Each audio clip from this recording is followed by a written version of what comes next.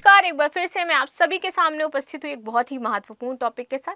Topic आपका जुड़ा हुआ है रक्तदान से संबंधित। देखिए, हम सभी व्यक्ति रक्तदान करते हैं, सभी व्यक्ति जो ब्लड है वो डोनेट करने जाते हैं, कई शिविर लगते हैं हम वहाँ पर भी जाते हैं। लेकिन आप हमेशा ये चीज़ नोटिस करिएगा तो जो आपका LGBTQ समुदाय है उसको रक्तदान करने का अधिकार नहीं है। और ये बात कितने सारे लोगों को पता थी, मुझे ज़रूर कमेंट में बताना कि आपको ये बात पहले से पता है कि जो LGBT समुदाय है, यानी कि जो समलैंगिक लोग हैं या फिर जो ट्रांसजेंडर्स हैं, वो अपना जो रक्तदान है वो नहीं कर सकते हैं। उनका रक्त नहीं लिया जाता है, ना ही किसी और की बॉडी में चढ़ाया जाता है। तो यहाँ पर ये बात कही गई है और इसी फैसले को चैलेंज किया गया है कोर्ट में। और कोर्ट में ये कहा गया है कि आप क्या कर रहे हो, जो समानता का अधिकार है बेसिकली आप उसका उल्लंघन कर रहे हो। आप आर्टिकल 14 का उल्लंघन कर रहे हो, आप आर्टिकल 15 का उल्लंघन कर रहे हो, आप आर्टिकल 16, 17, 21 का उल्लंघन कर रहे हो। ये बात यहाँ पर कही गई है। ठीक है, तो इसी के बारे में हम जानेंगे आखिर ये आर्टिकल इससे संबंधित कैसे हैं और ये जो रक्तदान करने का अधिकार है ये सिर्फ नॉर्मल इंसान के पास क्यों है, LGBT समुदाय के पास क्यों नहीं है, और ये फैसला कब लिया गया था। तो चलिए शुरू कर लेते हैं आज का टॉपिक। मेरा नाम है प्राची मिश्रा और संस्कृति IAS के इस प्लेटफॉर्म पर आप सभी का स्वागत है। देखते हैं कि आज की क्लास में क्या इंपॉर्टेंट चीजें हम डिस्कस करने वाले हैं। सबसे पहले यहाँ पर याचिका दायर की गई थी, किसको लेकर के, जो समलैंगिक समुदाय से जुड़े हुए एक व्यक्ति हैं, उन्होंने याचिका दायर करी। याचिका दायर करते उन्होंने बोला सुप्रीम कोर्ट में कि समलैंगिकों के रक्तदान पर बैन समानता के अधिकार का उल्लंघन है। कि आप लोगों ने जो हमारे ऊपर बैन लगा रखा है, आप क्या कर रहे हो, हमें समाज से डिस्क्रिमिनेट कर रहे हो, यानी कि हमें समाज से अलग कर रहे हो। और सुप्रीम कोर्ट में ये बोला गया कि आप ये जो आपने बैन लगा रखा है ना हमारे ऊपर, इसको हटाइए। हम भी रक्तदान करना चाहते हैं। यदि मान लीजिए हमारे समुदाय में किसी को दिक्कत है, ठीक है, और किसी को इंस्टेंट रक्त की ज़रूरत पड़ गई, तो हमें तो लोग देते नहीं हैं, ठीक है, हमें बहुत ज़्यादा प्रॉब्लम फेस करनी पड़ती है, हम दे नहीं सकते हैं रक्तदान उस व्यक्ति को। तो अब हम क्या करें, हमारा जो व्यक्ति है वो शायद रक्त की कमी से मर भी सकता है। तो इसलिए यहाँ पर बोला गया कि आप देखिए, इस मामले की पड़ताल करिए और जो आपने समानता का अधिकार दे रखा है ना आर्टिकल 14 में, उसको इम्प्लीमेंट करिए, क्योंकि हमसे ये अधिकार छीना जा रहा है। और आप सभी को पता है कि यदि हमारे फंडामेंटल राइट्स का हनन होता है तो हम आर्टिकल किसके तहत, आर्टिकल 32 के तहत कहाँ जा सकते हैं, सुप्रीम कोर्ट जा सकते हैं, और आर्टिकल 226 के तहत कहाँ जा सकते हैं, हाई कोर्ट जा सकते हैं। ठीक है, चलिए इसी के बारे में अब हम बात करेंगे और देखेंगे क्या इंपॉर्टेंट चीजें हैं। तो चर्चा में क्यों है, समलैंगिकों के लिए रक्तदान पर रोक के खिलाफ सुप्रीम कोर्ट में जनहित याचिका दाखिल की गई है। ठीक है, इस याचिका में सुप्रीम कोर्ट से LGBTQI+ समुदाय को भी रक्तदान करने की इजाजत मांगी गई कि आप हमें रक्तदान करने की इजाजत दीजिए। हालांकि आप देखोगे याचिका में भारत सरकार के स्वास्थ्य और परिवार कल्याण मंत्रालय को शामिल किया गया है, राष्ट्रीय रक्त और आधान परिषद यानी कि NBTC और राष्ट्रीय एड्स नियंत्रण संगठन 2017 के जो नियम है उसको चैलेंज किया गया है। अब मैं बात करूंगी राष्ट्रीय एड्स नियंत्रण संगठन 2017 के आखिर नियम क्या कहते हैं। यहाँ पर एड्स को फैलने से रोकने के लिए इस समुदाय को बैन कर दिया गया था कि आप रक्त नहीं दे सकते हो, और तब से ये बैन है। ठीक है, इनको रक्त देने का अधिकार नहीं है और कोई LGBTQ समुदाय रक्त नहीं देता है। यहाँ पर मानसिकता क्या रखी गई, कोर्ट ने क्या समझा। देखिए, कई बार ऐसा होता है कि कुछ लोग किसी से क्या निकालना चाहते हैं, अपनी पर्सनल दुश्मनी निकालना चाहते हैं। ठीक है, कुछ लोग चाहते हैं कि मैं इस समुदाय को हट करूं क्योंकि ये समुदाय मुझे पसंद नहीं कर रहा है। अब यदि किसी उनमें से किसी भी व्यक्ति को एड्स होगा, उसने जा करके अपना ब्लड किसी को दे दिया, डोनेट कर दिया, और वो ब्लड किसी को चढ़ाया गया, उस व्यक्ति को भी एड्स हो सकता है। और वो ब्लड मान लीजिए 17 लोगों को चढ़ाया गया, ठीक है, तो उन 17 लोगों को क्या हो जाएगा, एड्स हो जाएगा, या वो जिसके संपर्क में आएंगे उनको एड्स हो जाएगा। तो इससे स्प्रेड आसानी से हो सकता है। और हमने ये नीति बनाई थी 2017 में कि हमें एड्स को फैलने नहीं देना है भारत में। ठीक है, तो इसके लिए इस समुदाय को बैन कर दिया गया था। अब रीज़न क्या था इस समुदाय को बैन करने का, कि ये लोग बहुत लोगों के संपर्क में आते हैं, बहुत सारे ये जो नशे हैं वो भी ये लोग करते हैं, इनका जो एक तरीके का एरिया है वो पूरी तरीके से डिफरेंट हो जाता है। तो हम नहीं चाहते कि ये किसी को ब्लड दें। ठीक है, ऐसा जो सोचना था, कोर्ट का कहना था और ऐसा इनका मानना था। इसलिए यहाँ पर जो इनका नियम था 2017 का, जो इन्होंने कानून बनाया था, उसके तहत इसको पास कर दिया। इसी को अब संवैधानिक वैधता की जो चुनौती है उसको लेकर के यहाँ पर याचिका दायर करी गई है। ठीक है, अब बात समझेंगे इसमें कि समानता के अधिकार का उल्लंघन इन्होंने बताया है कि कैसे हो रहा है। देखिए, याचिकाकर्ता है शरीफ रंगनेकर। इन्होंने बोला कि 2017 के नियम ट्रांसजेंडर्स, महिला यौन कर्मियों और समलैंगिक पुरुषों को रक्तदान करने और रक्तदाता होने से पूरी तरीके से प्रतिबंधित करते हैं। अब यहाँ पर आपको एक चीज ऑलरेडी समझ में आ जानी चाहिए, ट्रांसजेंडर्स है, मान लिया हमने, ठीक है, ट्रांसजेंडर्स हैं, इनके अधिकार हैं, इनको मिलने चाहिए। दूसरा है यहाँ पर महिला यौन कर्मियों।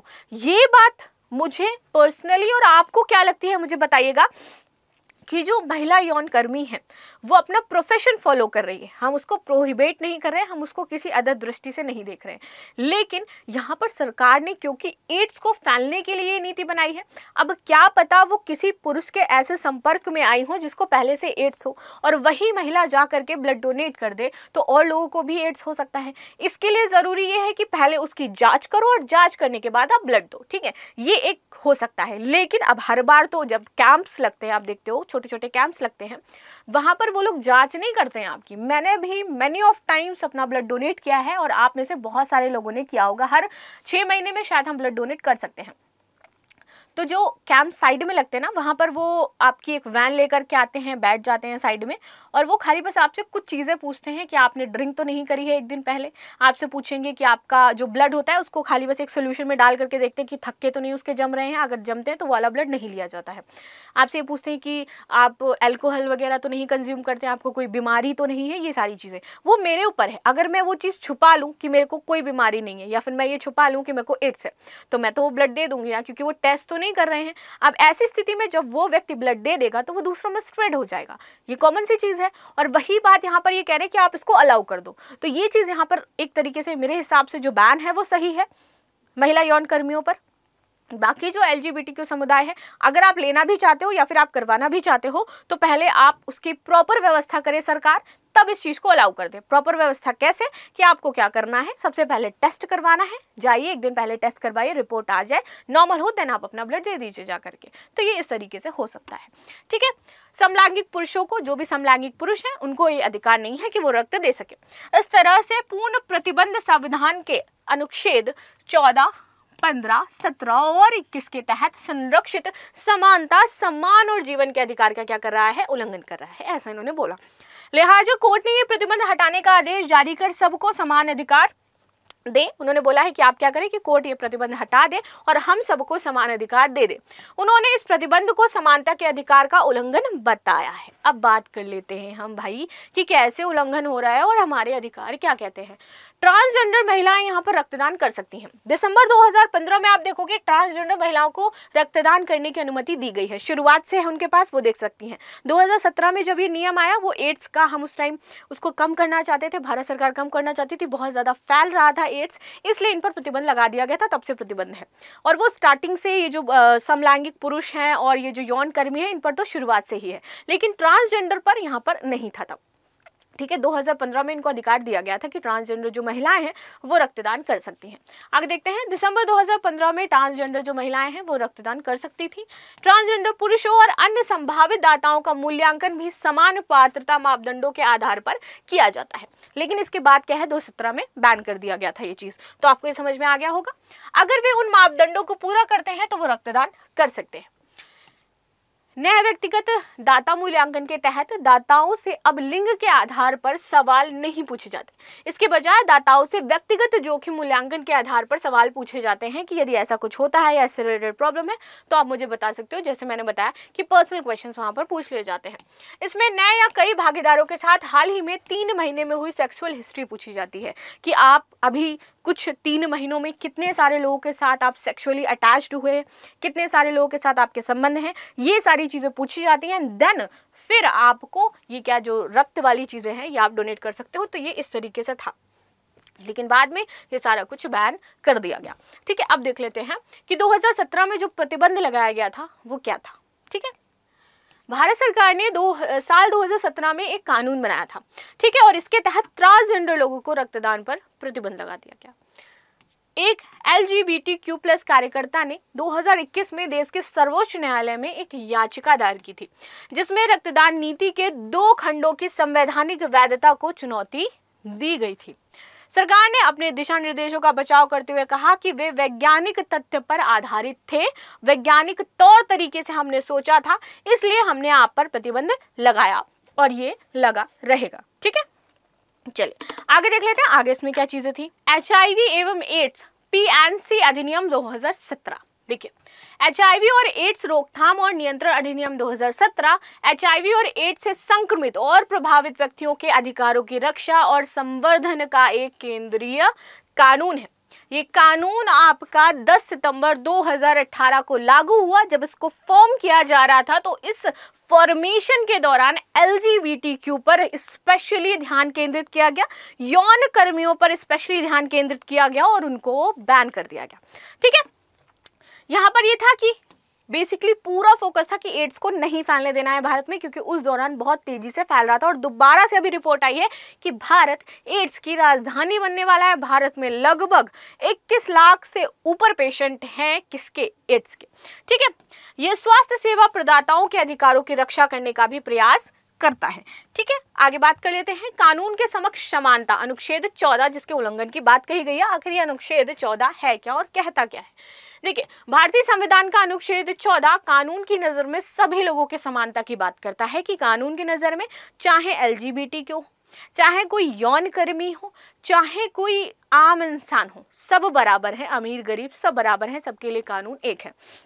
खैर, वो कहने की बातें हैं, क्योंकि जब कोई बहुत ही हाई प्रोफाइल केस आपको देखने को मिलता है तब आपको पता चलता है कि वाकई सबके लिए कानून कितना बराबर है। आगे बात करते हैं। अनुच्छेद 14 को 2 भागों में विभाजित किया गया है। पहला भाग ये कहता है कि राज्य को यह आदेश देता है कि वह किसी भी व्यक्ति के साथ कानून के समक्ष समानता से वंचित ना करे, और दूसरा ये कहता है कि वह कानून के समान संरक्षण से किसी को वंचित ना करे, यानी कि कानून का संरक्षण सभी के लिए समान है और कानून के समक्ष सभी व्यक्ति समान हैं। ठीक है, आगे इसमें बोला गया कि इस प्रावधान में कहा गया है कि कानून के समक्ष सभी नागरिकों के साथ समान व्यवहार किया जाएगा तथा किसी पर भी कोई भी प्रकार का भेदभाव नहीं होगा। देश का कानून सभी को समान रूप से सुरक्षा भी प्रदान करता है। समान परिस्थितियों में कानून लोगों के साथ समान तरीके से व्यवहार करेगा, ये यहाँ पर बोला गया है। ठीक है, आगे बात करते हैं। भेदभाव का निषेध किसमें है? अनुच्छेद 15 में, कि किसी के साथ कोई भेदभाव नहीं किया जाएगा। किस आधार पर? धर्म, मूल, वंश, जाति, लिंग और जन्म स्थान के आधार पर। ये समझ में आया? लिंग नहीं किया जाएगा। तो हमारा क्या हो रहा है यहाँ पर? क्योंकि हमारे लिंग के आधार पर ही तो हमें ब्लड देने को नहीं मिल रहा है, तो हमारी समानता का अधिकार है। ठीक है, कोई भी नागरिक केवल मूल, वंश, धर्म, जाति, जन्म स्थान, लिंग या फिर इनमें से किसी के आधार पर निम्नलिखित में से जो भी दायित्व है, संबंध है, अक्षमता, प्रतिबंध, शर्त अधीन नहीं होगा इसके तहत। ठीक है, यहाँ पर सार्वजनिक स्थलों तक पहुंच सबकी सुनिश्चित होगी। तालाब, कुएं, घाट सबको यूज करने को दिए जाएंगे, क्योंकि यहाँ पे जो स्पेशली यूज किया गया ना, तालाब, कुएं, घाट, नल। पहले ऐसा होता था कि जो दलित लोग हैं उनके लिए कुएं बटे हुए थे। ठीक है, जैसे कि मैं जनरल से आती हूँ, मैं प्राची मिश्रा हूँ, मैं ब्राह्मण हूँ। ठीक है, अब मैं बहुत ही ज़्यादा अपने आप को सुपीरियर मानने लगूं कि मैं बहुत सुपीरियर हूँ।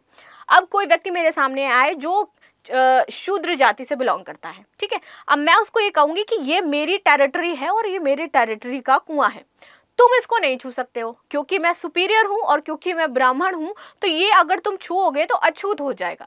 तुम्हारी टेरिटरी एक अलग बनाई गई है, तुम वहां पर जाओ, वहां पर जो कुआं है उसका यूज करो, चाहे उसमें पानी अच्छा हो चाहे बुरा हो, हमें कोई लेना देना नहीं है।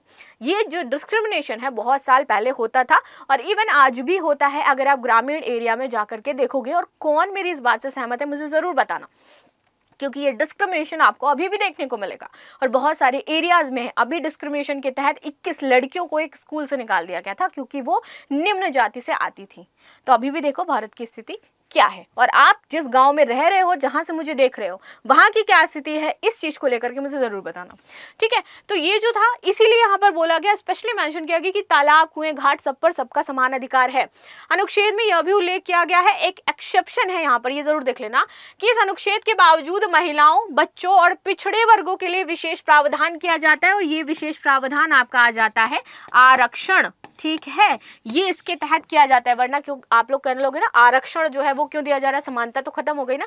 तो ये एक्सेप्शन है यहाँ पर कि आरक्षण प्रदान किया जाएगा भाई चीजों में।